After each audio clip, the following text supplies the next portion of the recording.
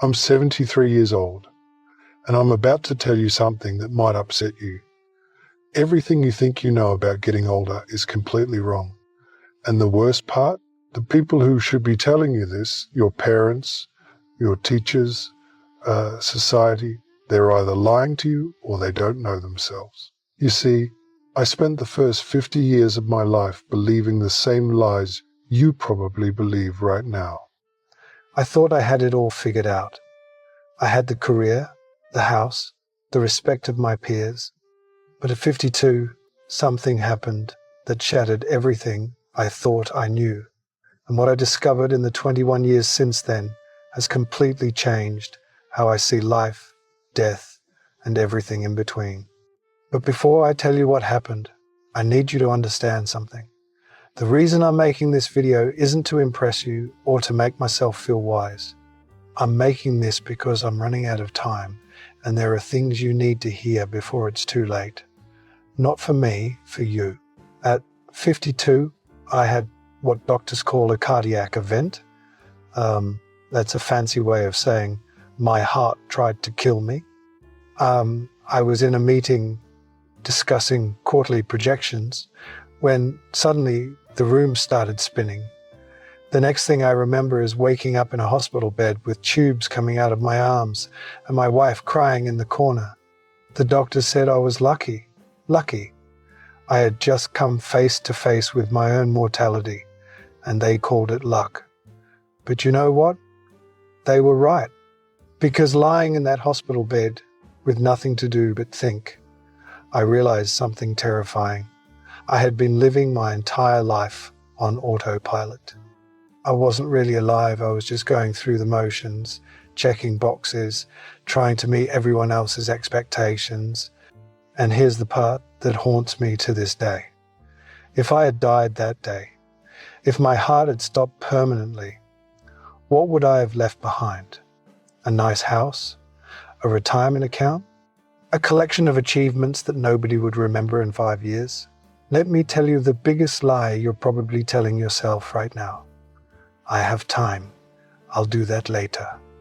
When I'm older, I'll finally live the life I want. I see young people in their 20s, 30s, even 40s, and they're all saying the same thing. When I make more money, then I'll be happy. When I get that promotion, then I'll relax. When the kids are grown, then I'll travel. When I retire, then I'll finally do what I love. Let me save you 50 years of regret with one simple truth. That day never comes. You know why? Because the goalposts keep moving. You get the promotion and suddenly you need the next one. You make more money and suddenly you need more money. You're always chasing something just out of reach, and before you know it, you're 70 years old, wondering where your life went. I did this. I spent 30 years climbing a ladder, only to realize when I got to the top that it was leaning against the wrong wall. And you can't climb back down and start over. Time doesn't work that way. Here's something nobody tells you when you're young. Success is a terrible goal. And I say this as someone who achieved everything I set out to achieve. I made partner at my firm. I bought the house. I had the respect of my colleagues. And you know what? None of it mattered. You achieve your goal, and for about 48 hours, you feel amazing. Then the feeling fades. You're back to baseline. Now you need a new goal, a bigger achievement, more validation. It's a hamster wheel. I had a friend who died 3 years ago at 68, worked 70-hour weeks his entire life, built a multi-million-dollar business, never took a real vacation, kept saying he'd slow down next year. Next year came and he had a stroke. At his funeral, his son said, "My father was a successful man, but I barely knew him." Is that the legacy you want? Your regrets won't be about the things you did wrong. They'll be about the things you didn't do at all. I don't lie awake at night thinking about failed business deals. Those don't matter. You know what keeps me up? The trip to Japan I never took because I was too busy. The relationship with my brother that I let deteriorate. The book I always wanted to write but never started. The time I didn't spend with my kids because I was working late. These things eat at you. The missed opportunities, the roads not taken, the love you didn't express, the risks you didn't take because you were afraid. The people you love, your parents, your siblings, your close friends, you think you have unlimited time with them. You don't. And one day, that time will run out. My father died when I was 45. We had a complicated relationship, and I was always too busy to really work on it. I kept thinking we'd have time to talk when I was less busy. We never got that chance. Heart attack, gone within hours. And you know my biggest regret? All the Sundays I didn't call him. All the times I was too tired to drive over for dinner. All the little moments I let slip away. There won't always be more. After my heart attack, I made big changes. Stepped back from work. Started saying no to things that didn't matter. Started saying yes to things I had put off for decades.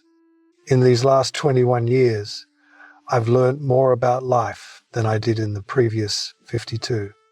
What matters is embarrassingly simple. Time with people you love. Work that feels meaningful to you. Experiencing things, not owning things. Creating memories. Being present. I know it sounds simple. When I was your age, I would have rolled my eyes. Sure, but I have bills to pay. And yes, you do. I'm not saying quit your job. I'm saying don't sacrifice what matters for what doesn't. Here's a question I want you to ask yourself, and I want you to answer it honestly. If you died tomorrow, would you be satisfied with the life you've lived so far? Not would people be impressed by your eulogy, not did you achieve enough, just would you be satisfied? If the answer is no, then what are you waiting for? What are you doing with your time that's so important that you're willing to gamble your one precious life on it? I'm 73 years old. I've been lucky enough to have good health since that heart attack. But every morning when I wake up, I'm aware that I'm on borrowed time. We all are, really.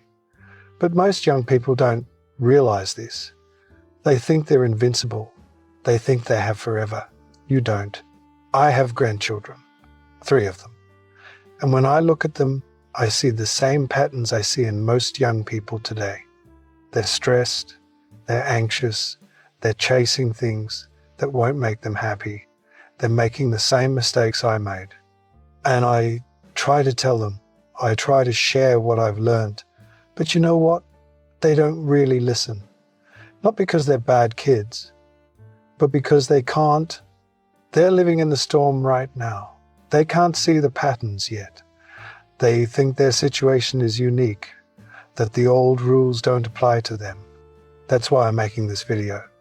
Because maybe, just maybe, if enough people hear this message, someone will actually listen. Someone will make different choices. Someone will avoid the regrets that haunt people like me every single day. You're getting closer to death. Nobody likes to think about this. But you don't have unlimited time. Neither do the people you love. Your parents, if they're still alive, they're getting older every day. One day, probably sooner than you think, they won't be here. Your friends, your spouse, your children, none of these relationships last forever. So what are you going to do? Keep putting off that phone call? Keep postponing that trip? Keep telling yourself you'll make time later? Or are you going to wake up today and start living like your time is limited, because it is? If I could go back and talk to my 30-year-old self, here's what I would say. Stop trying to impress people who don't matter. Stop sacrificing your health for your career. Stop putting off joy until someday.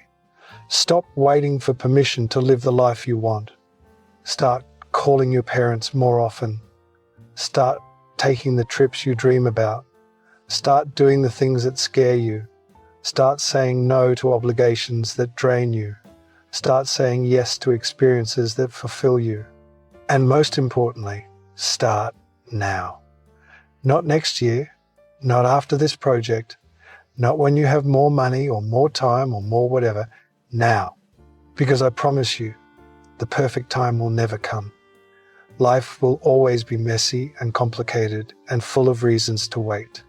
But if you wait, you'll wake up one day and realize you waited your entire life away. I'm 73. If I'm lucky, maybe 10 or 15 more years. Maybe 20 if blessed. Probably less. And I'm okay with that, because these last 21 years have been the richest of my life. Not because I made more money, because I finally started living intentionally, appreciating every day, prioritizing what matters. I've traveled to places I always wanted to see, deepened relationships with my children and grandchildren, pursued hobbies I put off, forgiven people I held grudges against, said I love you countless times. I'm happier now, at 73, with less time ahead than I was at 30 when I thought I had all the time in the world. That's the irony. When you understand time is limited, you start to actually live. You stop wasting it. You stop postponing joy. You start creating the right time. You have a choice. Right now, today. Keep living the way you're living, chasing success, putting off happiness, telling yourself you'll make time later. Or wake up. Realize time is running out faster than you think, and the life you're waiting to live needs to start now. I can't make this choice for you, but I can tell you, you don't want to be 73, looking back, wishing you made different choices. Don't waste 52 years figuring this out. Learn from my mistakes. Live intentionally. Prioritize what matters. Stop waiting for someday. Someday is today. It always has been. If this resonates, share this video. Leave a comment. Tell me what you're going to do differently. Subscribe, because I have more truths to share and not much time left. The clock is ticking. What are you going to do with your time?